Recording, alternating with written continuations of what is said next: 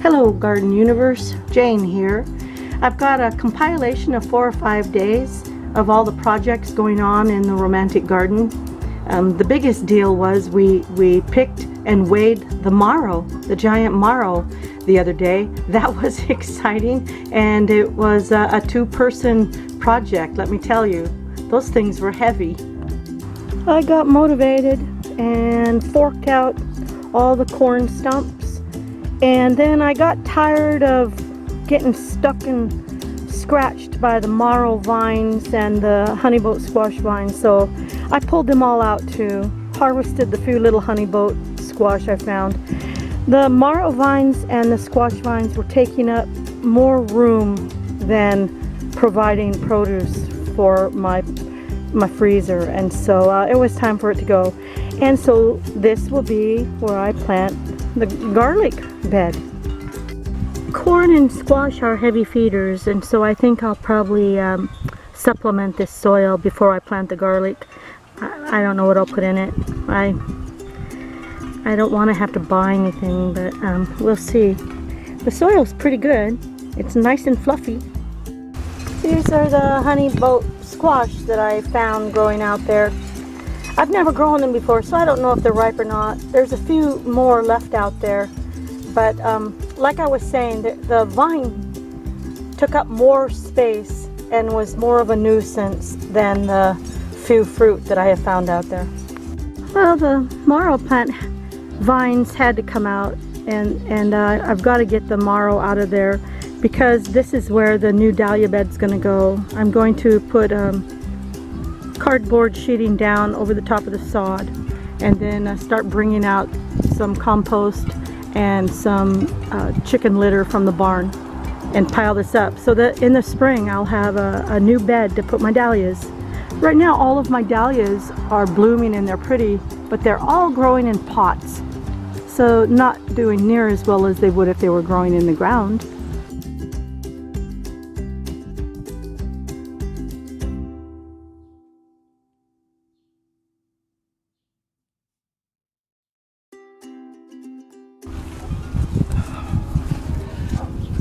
What do you think? 50? Yeah. That's bigger than you, Lizzie. It's bigger than Ginger. I think it's bigger than both dogs put together. We have to move it on our wagon.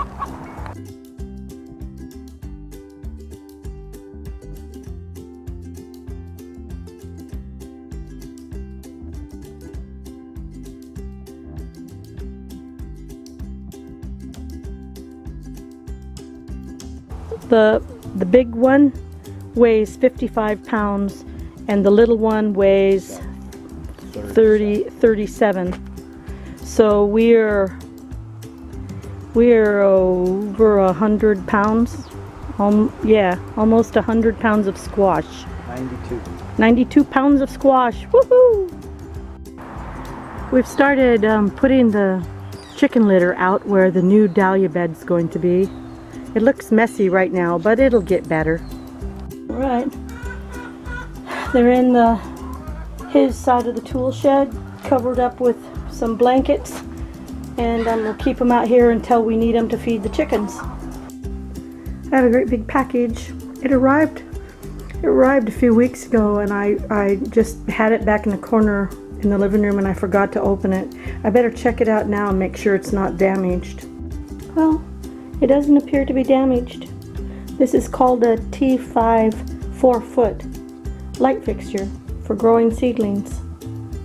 I need to take it apart and see if it comes with a bulb, I don't know, what do you call them, the fluorescent tubes, the LED tubes. I don't even know what it is.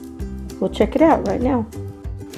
Well, this was the only instruction that came with the light fixture, called a T5 fluorescent 4-foot. So I don't know. I haven't found the bulbs yet, the fluorescent tubes. I'm hoping they're in the packaging somewhere. Well, my electrician husband set it all up for me. It didn't take very long at all. It's just like daylight in here now. It puts out a bunch of heat, which is a good thing with tropicals and starting seedlings. It stays around 80 degrees in here during the day when the sun's out.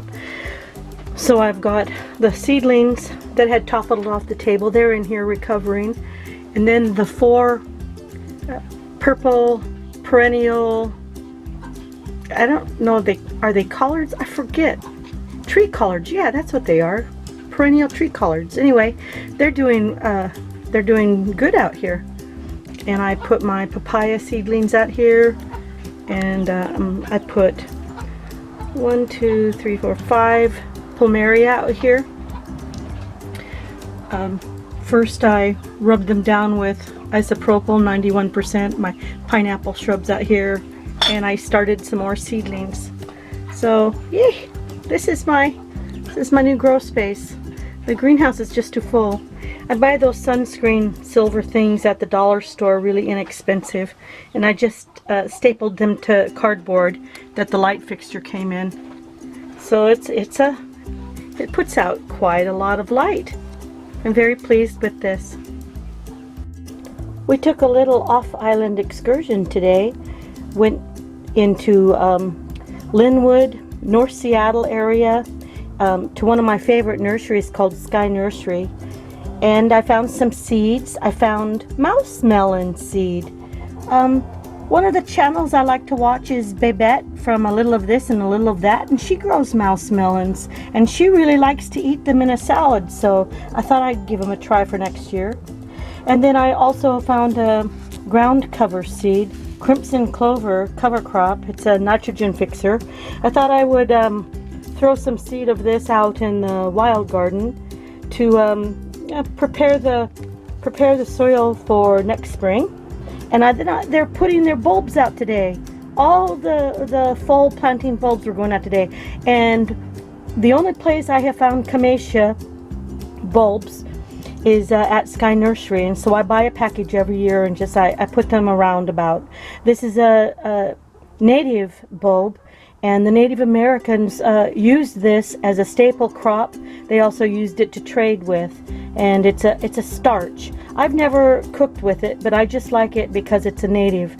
On Whidbey Island, the indigenous peoples used to harvest this quite a bit in the Eby's Landing, Cookeville area.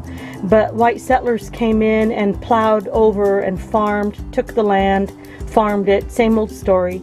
And Camellia is now almost extinct on Whidbey Island. So I'm doing my part to plant Camellia bulbs every year. Just a little bit by little bit and get them established. Let's see, what else did I get? Oh, and I found sorrel. It's also called lamb's ears. I used to eat this as a weed when I was a little child. It kind of has a citrusy aftertaste to it. I also found a perilla. Kind of a red-leafed perilla, and my Korean cookbook has some recipes using perilla leaves. I believe it's in the mint family, so I'm really excited about that. We've got all these wonderful things at Sky Nursery.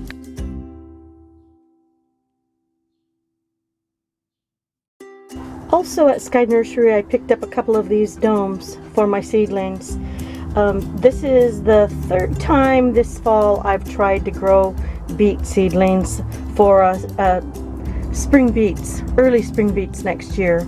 And I'm just not having good luck with them, but with my new grow space and these new domes, I think I can just grow them in place right here in this area and get them going. I'm happy about that. I've always wanted these, but this is my first time finding them. I like this. There are open and close vents on each end and on the top. Kind of an easy ventilation system. Very cool. So this concludes my update. It's the 3rd of September, and I've got lots of plans and lots of projects going. And so until next time, friends, thank you for watching. Cheers, everyone.